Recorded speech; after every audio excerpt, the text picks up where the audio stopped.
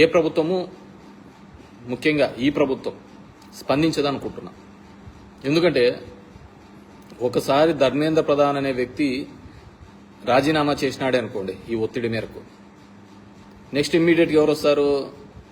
E20 కలుపుతున్నా, ethanol కలుపుతున్నాడు Gadkari వస్తాడు. Transport ministry జరుగుతున్న అవకతవకలకి, చనిపోతున్న దానిలకు అని చెప్పేసి. ఎందుకంటే అకౌంటబిలిటీ తీసుకోవడం మానేసినాం కదా ఈ దేశంలో.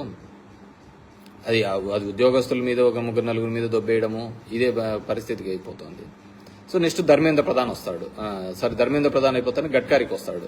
E20 కలుపుతాను, ఇదంతా దొంగది, మా ఇంజన్లు చెడిపోయినాయి, మా మైలేజ్ చెడిపోయినాయి, దీంట్లో కరప్షన్ ఉంది అని రాజీనామా చేయమంటాడు. అది మళ్ళీ నెత్తికి చుట్టుకుంటుంది.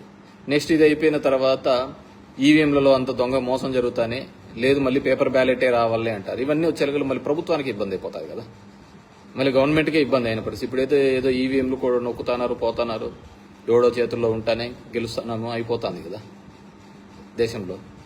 ఇప్పుడు ఇవన్నీ చేస్తే, ఒకటి రాజీనామాని యాక్సెప్ట్ చేస్తే మిగతావన్నీ ఇట్లాంటివన్నీ వస్తా ఉంటాయి. ఎక్కడ జరిగినాయి ఇవన్నీ కూడా. రామ మందిరం నిధులు దొంగలించిన దాంట్లో ఉన్న కమిటీ మెంబర్స్లో 50% పైగా అక్కడున్న గవర్నమెంట్ను వీళ్ళు వేసిన వాళ్ళే. మరి దొంగతనం ఎలా జరిగింది, వీటికి అన్నిటికీ లెక్కాసారాలు చెప్పాల్సి వస్తూ ఉంటుంది, వాళ్ళ మీద యాక్షన్ తీసుకోవాల్సి వస్తూ ఉంటుంది. కాబట్టి దీన్ని ఇక్కడికే తొక్కివేయాలి అనే ఒక భావనతో ఉండొచ్చు. దానికే ఇట్లాంటివన్నీ యాక్షన్ తీసుకోరని నేను అనుకుంటున్నాను. సో ఏదేమైనప్పటికీ కూడా ఒక ఇనిషియేట్ అనేది మొదలుపెట్టినారు. అది వైలెంట్గా మారడానికి వివిధ కారణాలు ఉన్నారు. కానీ చాలా మంది దీని గురించి పాకిస్తాన్ వాళ్ళు, చైనా వాళ్ళు అంటే, మీకు అలాంటివి ఏదైనా సోర్సెస్ ఉంటే వాళ్ళని ఇమ్మీడియట్గా అరెస్ట్ చేయండి. ప్రశ్నించే వాళ్ళందరినీ కూడా దేశద్రోహుల కింద, లేకుంటే యాంటీ హిందూ కింద. ఇదని మేము దేవుని అందరినీ నమ్మే వాళ్ళు ఉంటారు, ఏమన్నా అమ్మే వాళ్ళు ఉంటారు. నమ్మే వాళ్ళను వేరు, అమ్మే వాళ్ళు వేరు. అమ్మే వాళ్ళు ఎవరు అందరికీ తెలిసినదే. దేవుని బొమ్మ పెట్టుకొని ఓట్ల రూపంలో అమ్ముకున్న వాళ్ళు ఉంటారు, దేవుని విగ్రహాలు దొంగలించేసి దాన్ని అమ్మే వాళ్ళు ఉంటారు, దేవుని దగ్గర బంగారు దొంగలించి అమ్మే వాళ్ళు ఉంటారు. ఇలాంటి చాలా కేసెస్ ఉంటాయి. అన్నీ ఒకటే కేసు కింది కాదు కదా. మీకు అలాంటిది ఏదైనా కానీ అగెనెస్ట్ పాకిస్తాన్ వలన జరుగుతుందో, లేదంటే చైనా వాళ్ళు చేస్తున్నారో, ఇంకో చోట చేస్తున్నారో అంటే డెఫినెట్లీ టేక్ యాక్షన్. మొత్తం మీ చేతుల్లోనే ఉంది, కింద నుంచి పై వరకు అంతా మీ చేతుల్లోనే ఉంది. ఇప్పుడు అందరూ మీరు చెప్పిన మాటలే మాట్లాడుతున్నారు, మీరు ఆ రోజు ఏం చెప్పారు అనేదే మాట్లాడుతున్నారు. డెఫినేషన్ ఆఫ్ రూపాయి ఎందుకు కింద పడిపోతుంది అనే దాన్ని కూడా కొత్త డెఫినేషన్ నిర్వహిస్తున్నారు. సో ఇవన్నీ ఉన్నాయి కాబట్టి మీరందరూ కూడా,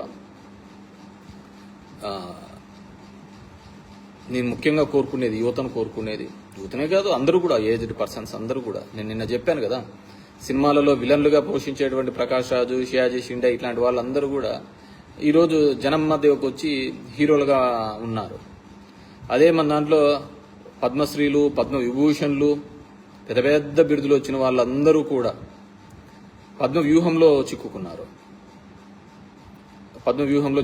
మాట్లాడండి అయ్యా, ఏం దానికి ప్రభుత్వానికి వ్యతిరేకంగా కాదు, వీళ్ళకి మద్దతుగా మాట్లాడండి. జనం యొక్క సమస్యను వినండి అని చెప్పండి. దానికి కూడా మనం చెప్పలేనంత ధైర్యం లేకపోతే ఎందుకు హీరోలు పాత్రలు ఎందుకు పోషించేసి హీరోల కోసం ఎందుకు చేయాలి? నేను చెప్పాను కదా, బెనిఫిట్ షో టికెట్లకి అయితే మన వాళ్ళు అందరూ ఉరికెత్తుకుంటూ వస్తారు. నేను ఏదో మళ్ళీ పొద్దున్న చూసిన, రామ్ చరణ్కి ట్విన్స్ పుట్టినారు అంటే అపోలో హాస్పిటల్ నిండా జనాలు చుట్టుకున్నారు. మన ఇంట్లో పూటకు తిండి గడవడానికి మన అమ్మా నాన్నలు కష్టపడుతుంటారు, డైలీ కూలీ. మనకు అదేం గుర్తుకుండదు. ఈరోజు నీ కోసం అక్కడ పోయి ఎవరో కొట్లాడుతున్నారు. ఇది నీట్ పేపర్ అనే కాదు, ఒక విద్యా వ్యవస్థ, ఒక పటిష్టమైన విద్యా వ్యవస్థ తీసుకొని రావాలి. గవర్నమెంట్కు మెడికల్ కాలేజీలు తీసుకొని వచ్చితే దానిలో పీపీపీ మోడనో ఇంకో మోడనో ప్రైవేట్ వాళ్ళకు పోతుంది. మాట్లాడలేని తత్వం, ప్రశ్నించలేని తత్వం. సో ఇన్ని దరిద్రాల మధ్య మనం బతుకుతాం. మన దరిద్రాల మధ్య అంటే బాగున్నాము అంటే కార్లో ఉన్నాము, కార్లో తిరుగుతున్నాం, పెద్ద ఇంట్లో ఉన్నామని కాదు. సమాజంలో జరుగుతున్న దానిని కూడా ప్రశ్నించలేని తత్వంతో ఉన్నామని, అదే దరిద్రం, అంతకంటే వేరేది ఏం లేదు. నేను సైతం అంటారు కదా, ఎవడు సైతమో ఏం సైతమో అయిపోతుంది.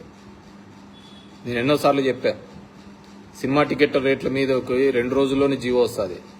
పంట గిట్టుబాటు ధర రావటం లేదు అంటే దాని గురించి మాట్లాడే దిక్కు ఉండదు. పంట గిట్టుబాటు ధర లేదు అంటే మాట్లాడే దిక్కు లేదు, అడిగేవారు లేరు. అంత ఆ పరిస్థితి ఉంది. రైతులు పండించిన పంటను రోడ్డు మీద పోస్తున్నారు.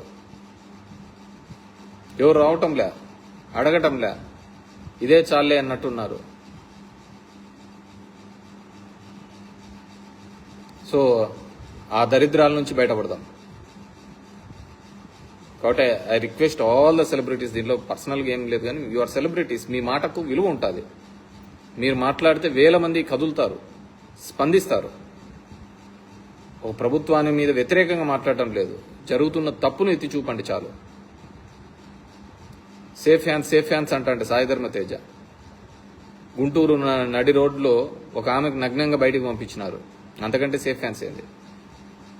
పోలీస్ స్టేషన్లో దగ్గర ఈ 7 వారాల్లో వారానికి ఒకటి తప్పున కొట్టి చంపినారు. కాపాడాల్సిన పోలీస్ స్టేషన్లలో బూడిదై వస్తున్నారు. అంతకంటే సేఫ్ హ్యాండ్స్ ఏం కావాలా? చట్టాన్ని ఎవరికి తగ్గట్టుగా వాళ్ళు.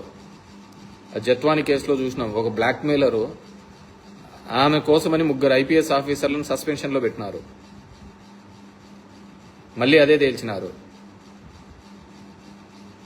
నేను ఎక్కడో TV5 మూడితో చెప్తున్నాడు, జత్వాని వచ్చిన గవర్నమెంట్తో కూర్చుంటానే మారిపోతాయి అంతా అని చెప్పేసి. మళ్ళీ ఈరోజు ఛార్జ్షీట్లో చెప్పినాడు కుక్కల విద్యాసాగర్ అని చెప్పేసి. అలాంటి పరిస్థితులలో ఉన్నాం. జస్ట్ వేకప్ అండ్ వాళ్ళకు మద్దతు తెలపండి. అన్ని మద్దతులు హింసాత్మకంగా పోవాలని లేదు, ఇది లేదు, మాట్లాడండి, జస్ట్ డిస్కస్ అబౌట్ ఇట్.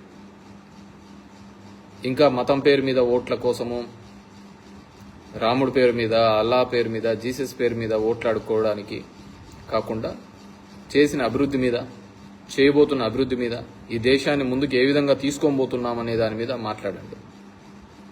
దగ్గర 120 నుంచి 130 మంది ఇస్రోలో సైంటిస్టులు రాజీనామా చేసినారు. మళ్ళీ కేంద్రం ఒకటి ఇచ్చినాడు, VRS తీసుకోవడానికి కఠినతరం చేస్తూ కొత్తగా ఆర్డర్ ఇవ్వడం జరిగింది. ఇవన్నీ ఎందుకు జరుగుతాయి?